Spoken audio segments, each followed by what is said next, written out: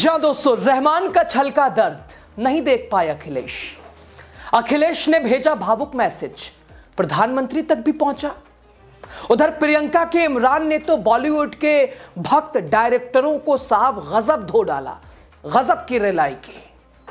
दोस्तों, भारत देश वो देश जैसे दुनिया रंग बिरंगी संस्कृति, भारत अनेकताओं में एकता, सोने की चिड़िया, उसके संगीत उसकी आत्मा के लिए जानी और पहचानी जाती थी। लेकिन आज वही भारत एक कैसे विवाद में फंस गया है जहां धर्म, ध्रुवीकरण, राजनीति, हिंदू मुसलमान, यह विचारधारा अब हुनर और रचनात्मकता पर भी भारी पड़ने लगा है। दोस्तों, एक समय था देश की ऊंची शान होती थी, एकता जब बयान होती थी, घंटियां मंदिरों में बजती थी, मस्जिदों में अजान होती थी। लेकिन आज मंदिरों की घंटी से अजान, अजान से मंदिरों की घंटी, बनाया किसने ये माहौल?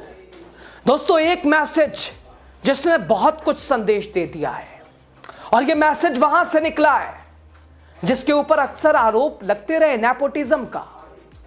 और अब साफ तौर पर जो प्रोड्यूसर, जो डायरेक्टर साहब, वो जो चिंटू बैठे हैं, वो कैसे सत्ता पक्ष और उसकी राजनीति को आधार बनाकर जमीन पे उतार रहे। दोस्तों, आपने सुना था कि हिंदू मुसलमान की दुकान पे नहीं जाता है, मुसलमान हिंदू की दुकान पे नहीं आता है, वो यहां काम करने में दिक्कत, वो मुसलमान से काम नहीं कराना चाहता, वो हिंदू से काम नहीं। ये कब? ये बीते 11 सालों से माहौल किसने बनाया? और ये दर्द एक ऐसे भारतीय का है जिसने भारत का नाम देश दुनिया में ऊंचा किया।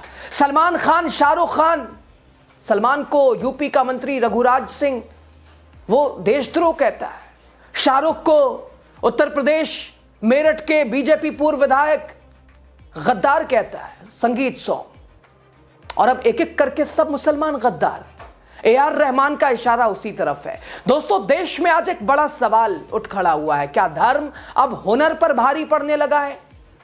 क्या भारत में अब कला, संगीत, टैलेंट और इसे भी सत्ता और विचारधारा की कसौटी पर तौला जा रहा है?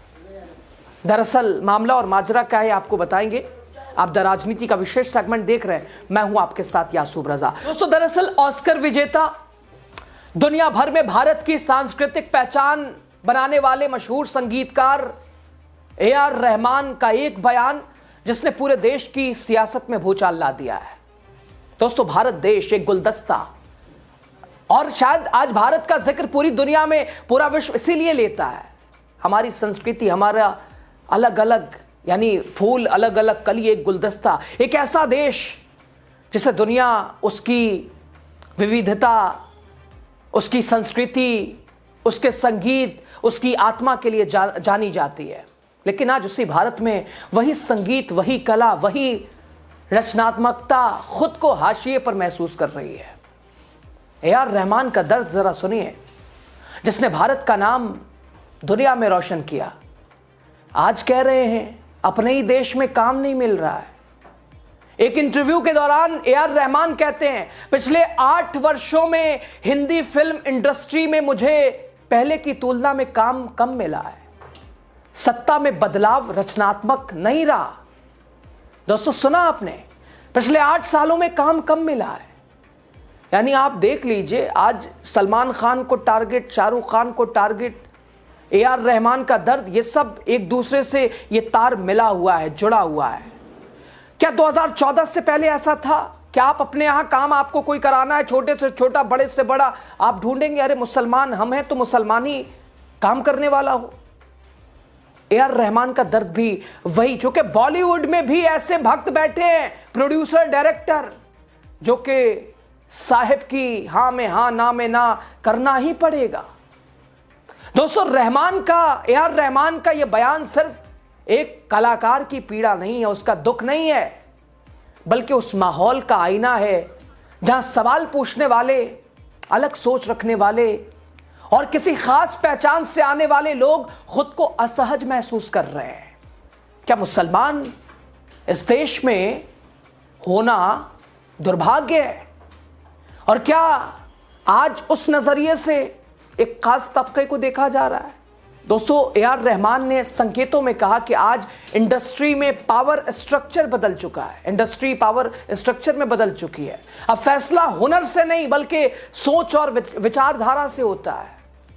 उन्होंने ये भी स्वीकार किया कि करियर की शुरुआत में भी उन्हें इस तरह की सिचुएशन नहीं उन्होंने फेस की जैसा महसूस आज वो कर रहे हैं। 90 के दशक में ऐसी कहानी नहीं थी, लेकिन आज का माहौल जटिल हो गया है और इसके लिए कौन जिम्मेदार? और यहीं से भी शुरू होती है दोस्तों सियासत और राजनीतिक प्रतिक्रियाएं। ए.आर. रहमान का दर्द अखिलेश तक पहुंचा। अखिलेश भावुक हो गए, भेज दिया दिल्ली संदेश, साहब बना दिया ना आपने देश को, क्या से क्या बना दिया। समाजवादी पार्टी अध्यक्ष अखिलेश यादव ने ए.आर. रहमान के बयान के ऊपर कहा बेहद गंभीर यह मामला है, संवेदनशील है। कहते हैं ए.आर. रहमान का संगीत, उसका मैं प्रशंसक रहा हूं। उनके गाने रिलीज होने से पहले ही हिट हो जाते थे।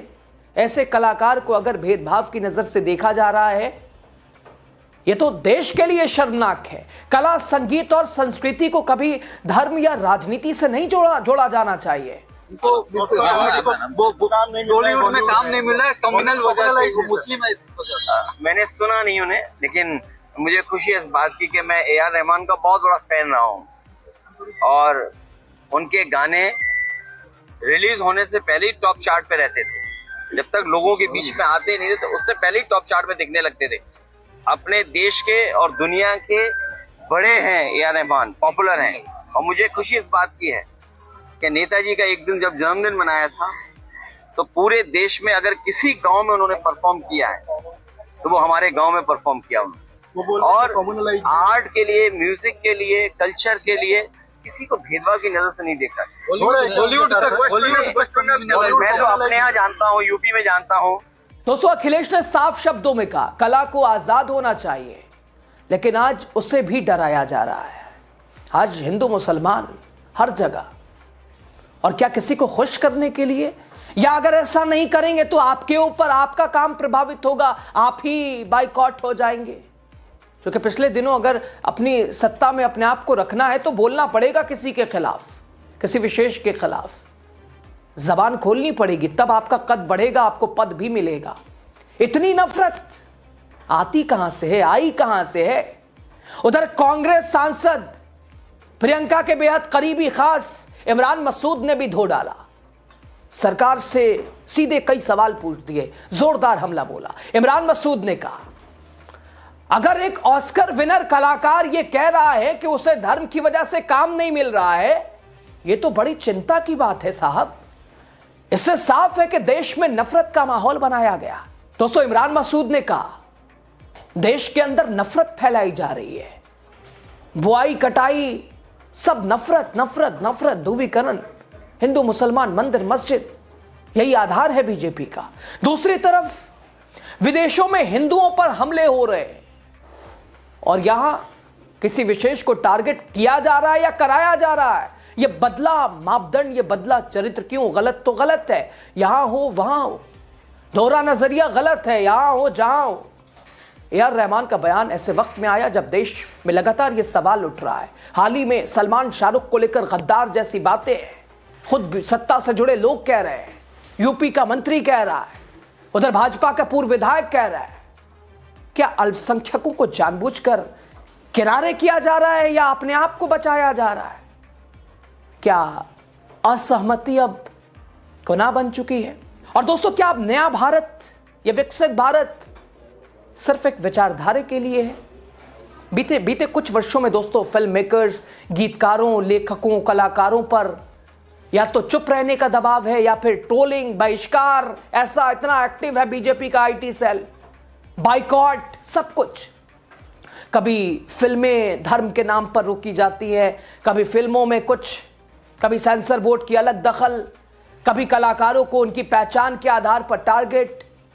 और अब अगर ए.आर. रहमान जैसे कलाकार भी खुद को असुरक्षित महसूस कर ये कह रहे हैं कि पिछले 8 साल से काम नहीं मिला है, सवाल बहुत बड़ा है दोस्तों, सोचने के लिए भी काफी है।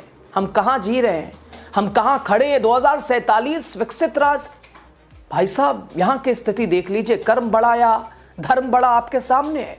रहमान ने अपने इंटरव्यू में कहा कि सत्ता का बदलाव रचनात्मक नहीं रहा। ये एक सीधी और लेकिन गहरी बात है दोस्तों, क्योंकि इतिहास गवाह है, जब भी सत्ता कला को नियंत्रित करने की कोशिश करती है समाज का पतन शुरू होता है। लेकिन यहां तो सब दबे हैं, कुचले हैं। पत्रकार बोल नहीं सकता, लेखक लिख नहीं सकता, और अगर आप कीजिएगा, बोलिएगा, सोनम वांगचुक न जाने कितने उदाहरण आपके सामने, कहां से कहां पहुंच जाएंगे आप। आज लेखक डरे हैं, फिल्मकार सेंसरशिप से जूझ रहे हैं, संगीतकार खामोशी में सिमटते नजर आ रहे हैं, और सत्ता वाले मलाई काट रहे हैं। बीजेपी नेताओं ने ए.आर. रहमान के बयान को राजनीति से प्रेरित बताया। बताइए, अगर सब ठीक तो देश का सबसे बड़ा संगीतकार ये कहने पे क्यों मजबूर हुआ कि काम नहीं मिल रहा है, पिछले 8 साल से नहीं मिल रहा है, धर्म देखकर काम नहीं दिया जा रहे मुसलमान। ए.आर. रहमान तो मुसलमान है, क्यों काम देना। और ये बॉलीवुड से जुड़े अभी लोग, प्रोड्यूसर, डायरेक्टर, लेकिन सवाल ये भी है कि अगर जो बॉलीवुड में भी बड़ा नाम सलमान खान, शाहरुख खान, वो कहाँ है साहब। SRK प्रोडक्शन, आमिर खान, सवाल यहां भी दोहरे मापदंड का है कि उनका सहयोग फिर कहां है, वो चुप क्यों है।